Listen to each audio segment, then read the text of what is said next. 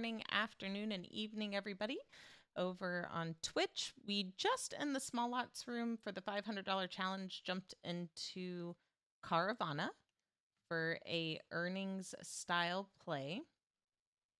So jumped into it at 90 cents. It was actually a little bit of a cheaper cost basis than I thought it would be. Just because usually for this strategy, when you open it around earnings within the anticipated range, it typically costs on a 2.5 with spread around half of the value. So about $1.25, $1.30 is normally what I'm paying for this strategy. Let me pop up Thinkorswim here. There you go. But that is the trade I jumped into. You can see the notes and the alert notepad right over there. So I got filled at 90 cents for basically buying to open an iron condor. And as I was mentioning in the small lots room over here at Simpler Trading, this is basically looking for a play on volatility. So when we look over here at Caravana, right, we've had this nice range of consolidation that's been setting up. Momentum's resetting going into earnings. We've started to build a squeeze going into the announcement. And of course, with momentum being where it's at near the zero line, it can really go in either direction. If we have a bullish move, right, a gap up like we did last earnings, then plenty of room to cross above the zero line and keep going. If it's a gap down on earnings, right, they disappoint, maybe guidance doesn't look good, then there's plenty of room for this to roll over and move to the downside. As you can see just here on the yearly chart, the last four earnings have had those volatile moves here. We had a nice gap up before it ended up pulling back. Right here, we also had a nice gap up.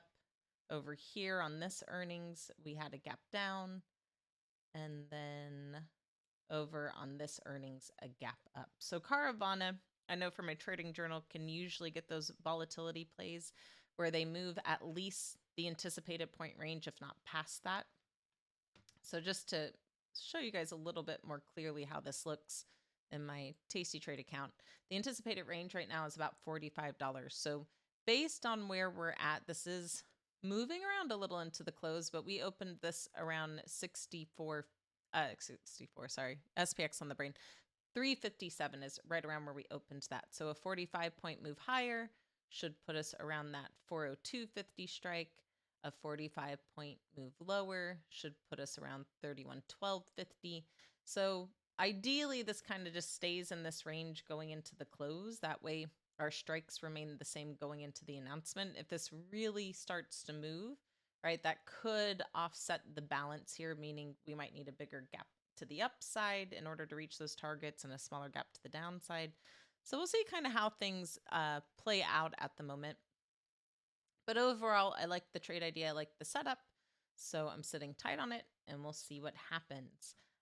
If nothing happens, right, if Caravana is a non-event, then I have to be okay losing the capital I put on this trade, which, like I said, for me was 90 cents. So I got to be okay eating the 90 cents if that's the case. Wow, that really bumped up in value. Marks all over the place. If you are able to day trade and want to get out for a quick 50-cent profit, I don't blame you. Like I said, I was kind of surprised I got the 90-cent fill because this is normally right around the price I'd be paying for this trade going into earnings because of how the premium spiked up into the announcement. But I'll take the discount. So thank y'all so much for joining me. We'll see how this plays out at the open tomorrow. As always, may the trade be with you, my fellow Jedis, and I look forward to talking to you next time. Bye.